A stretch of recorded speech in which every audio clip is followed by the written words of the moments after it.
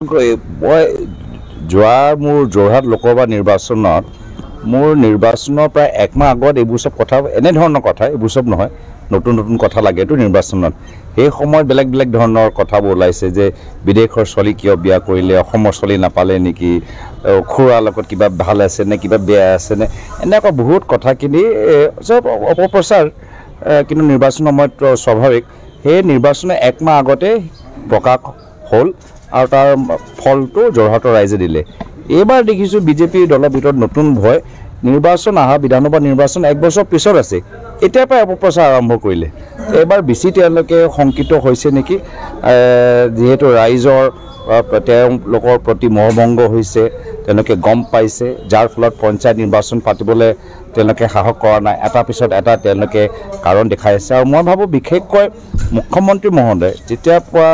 BJP দলৰ নতুন সভাপতি দিলীপ শইকীয়া ডাঙৰীয়া সভাপতিত্ব ল'লে তেতিয়াৰ পৰা আৰু তেওঁলোকে শংকিত হৈ গৈছে গম পাইছে যে তেওঁ পৰিয়ালৰ কিছু ডেফামেশ্যন কেছ এইবোৰ সব বাতৰি দিল্লীত কাণত পৰিছে যিদৰে তেওঁ নিজে বেকডোৰ যোগেদি মুখ্যমন্ত্ৰী হ'ল কোনদিনা বিজেপি নেতৃত্বত তেওঁক আঁতৰাই বেকডোৰৰ পৰা দিলীপ শইকীয়াক মুখ্যমন্ত্ৰী বনাই দিয়ে এয়ালৈ তেওঁলোকেও অলপ শংকিত হয় বহুত তেওঁলোকৰ কাম কাজবোৰ খোজ কাবাজবোৰ আমি চাই আমি অনুমান পাইছোঁ যে আপুনি নিজে কি আপোনাৰ যিহেতু পত্নী অভিযোগ আহিছে ISR লগত ইছলামাবাদত কাম কৰে আপোনাৰ পোনপটীয়াভাৱে আমি জানিব বিচাৰিছোঁ না মই সেইটোৱে কৈছোঁ কোনোবা দিনতো কোনোবাই সুধিলে মই কৈছোঁ তেওঁ যদি ISI এজেণ্ট সলমান খানৰ চিনেমা এটা আছে টাইগাৰ জিন্দায়ে ময়ো মানে ৰ এজেণ্ট তেতিয়া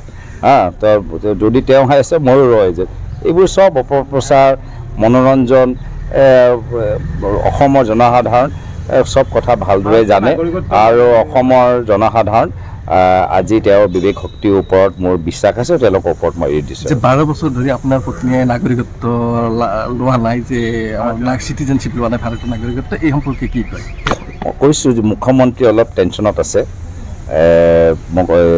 যাৰ ফলত তেওঁৰ মানে পৰিয়ালৰ কিছু ডেফামেশ্যন কেছবোৰ এতিয়া কলিয়াবৰ তিনিআলি সন্মুখতো হাইৱে কেছবোৰ এইবোৰ সব মানে দিল্লীত কাণত পৰি আছে সেই দিল্লী মানে নিজৰ বিজেপি দলৰ নেতৃত্বক ভাল পোৱাবলৈ কাৰণে এই কিছুমান ধৰণৰ মন্তব্য প্ৰকাশ কৰি আছে মোৰ ফালৰ পৰা তেওঁৰ প্ৰতি শুভেচ্ছা থাকিল দিল্লী বিধানসভা নিৰ্বাচন আপোনাৰ সচনীয় পৰা যায় তাৰপিছত অসমত কিদৰে মানে আগন্তুক মানে বিধানসভাৰ পঞ্চায়ত নাই দিল্লী নিৰ্বাচনত এইটোৱে প্ৰমাণ কৰে যে কেজৰিৱাল ডাঙৰীয়া মাত্ৰ প্ৰচাৰৰ ওপৰত নিৰ্ভৰ প্ৰচাৰ কৰিলে কাম নকৰিলে ৰাইজে আশীৰ্বাদ নিদিয়ে মই ভাবোঁ দিল্লীত কেজৰিৱাল ডাঙৰীয়াৰ যিখিনি মানে শেষত গৈ যি ফলাফল হ'ল অসমৰ ভিতৰত একে ফলাফল মুখ্যমন্ত্ৰী হিমন্ত বিশ্ব শৰ্মা ডাঙৰীয়া হ'বলৈ গৈছে গোটেই প্ৰচাৰ মাত্ৰ প্ৰচাৰ আৰু মোৰ ক্ষেত্ৰত অলপ অপপ্ৰচাৰ প্ৰচাৰ আৰু অপপ্ৰচাৰ লৈ আপোনালোকে ৰাইজৰ আশীৰ্বাদ আগন্তুক দিনত গ্ৰহণ কৰিব নোৱাৰিব থেংক ইউ ধন্যবাদ মই যোৱা মোৰ যোৰহাট লোকসভা নিৰ্বাচনত মোৰ নিৰ্বাচনৰ প্ৰায় একমাহ আগত এইবোৰ সব কথা এনেধৰণৰ কথা এইবোৰ সব নহয় নতুন নতুন কথা লাগেতো নিৰ্বাচনত সেই সময়ত বেলেগ বেলেগ ধৰণৰ কথাবোৰ ওলাইছে যে বিদেশৰ ছোৱালী কিয় বিয়া কৰিলে অসমৰ ছোৱালী নাপালে নেকি খুৰাৰ লগত কিবা ভাল আছে নে কিবা বেয়া আছে নে এনেকুৱা বহুত কথাখিনি সব অপপ্ৰচাৰ কিন্তু নিৰ্বাচন সময়ত স্বাভাৱিক সেই নিৰ্বাচনৰ একমাহ আগতে প্ৰকাশ হ'ল আৰু তাৰ ফলটো যোৰহাটৰ ৰাইজে দিলে এইবাৰ দেখিছোঁ বিজেপি দলৰ ভিতৰত নতুন ভয় নিৰ্বাচন অহা বিধানসভা নিৰ্বাচন এক বছৰ পিছত আছে এতিয়াৰ পৰা অপপ্ৰচাৰ আৰম্ভ কৰিলে এইবাৰ বেছি তেওঁলোকে শংকিত হৈছে নেকি যিহেতু ৰাইজৰ তেওঁলোকৰ প্ৰতি মোহভংগ হৈছে তেওঁলোকে গম পাইছে যাৰ ফলত পঞ্চায়ত নিৰ্বাচন পাতিবলৈ তেওঁলোকে সাহস কৰা নাই এটা পিছত এটা তেওঁলোকে কাৰণ দেখাই আছে আৰু মই ভাবোঁ বিশেষকৈ মুখ্যমন্ত্ৰী মহোদয় যেতিয়াৰ পৰা বিজেপি দলৰ নতুন সভাপতি দিলীপ শইকীয়া ডাঙৰীয়া সভাপতিত্ব ল'লে তেতিয়াৰ পৰা আৰু তেওঁলোকে শংকিত হৈ গৈছে গম পাইছে যে তেওঁ পৰিয়ালৰ কিছু ডেফামেশ্যন কেছ এইবোৰ সব বাতৰি দিল্লীত কাণত পৰিছে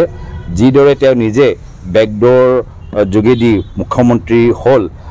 কোনদিনা বিজেপি নেতৃত্বত তেওঁক আঁতৰাই বেকডোৰৰ পৰা দিলীপ শইকীয়াক মুখ্যমন্ত্ৰী বনাই দিয়ে এয়ালৈ তেওঁলোকেও অলপ শংকিত হয় বহুত তেওঁলোকৰ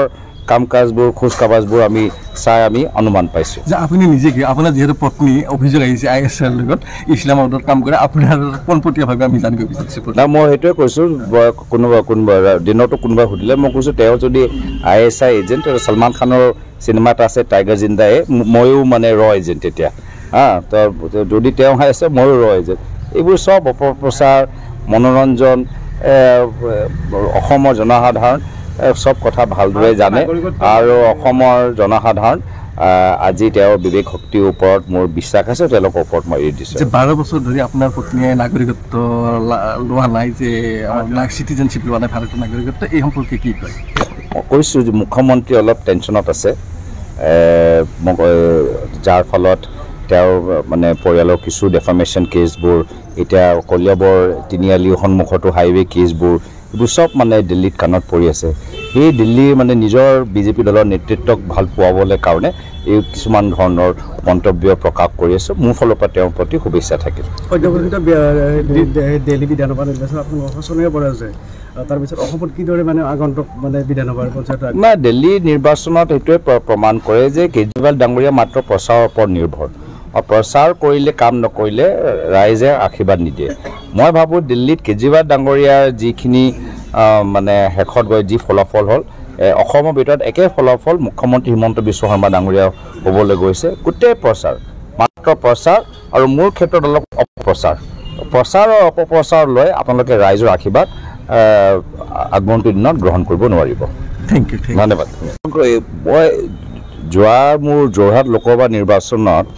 মোৰ নিৰ্বাচনৰ প্ৰায় একমাহ আগত এইবোৰ চব কথা, এনেধৰণৰ কথা, এইবোৰ চব কেজৰিৱাল ডাঙৰীয়া মাত্ৰ প্ৰচাৰৰ ওপৰত নিৰ্ভৰ, আৰু প্ৰচাৰ কৰিলে কাম নকৰিলে ৰাইজে আশীৰ্বাদ নিদিয়ে। মই ভাবোঁ দিল্লীত কেজৰিৱাল ডাঙৰীয়াৰ যিখিনি মানে শেষত গৈ যি ফলাফল হ'ল, অসমৰ ভিতৰত একে ফলাফল মুখ্যমন্ত্ৰী হিমন্ত বিশ্ব শৰ্মা ডাঙৰীয়া হ'বলৈ গৈছে। গোটেই প্ৰচাৰ, মাত্ৰ প্ৰচাৰ, আৰু মোৰ ক্ষেত্ৰত অলপ অপপ্ৰচাৰ। প্ৰচাৰ আৰু অপপ্ৰচাৰ লৈ আপোনালোকে ৰাইজৰ আশীৰ্বাদ আগন্তুক দিনত গ্ৰহণ কৰিব নোৱাৰিব। Thank you. ধন্যবাদ। মই মোৰ যোৰহাট লোকসভা নিৰ্বাচনত মোৰ নিৰ্বাচনৰ প্ৰায় একমাহ আগত এইবোৰ চব কথা, এনেধৰণৰ কথা, এইবোৰ চব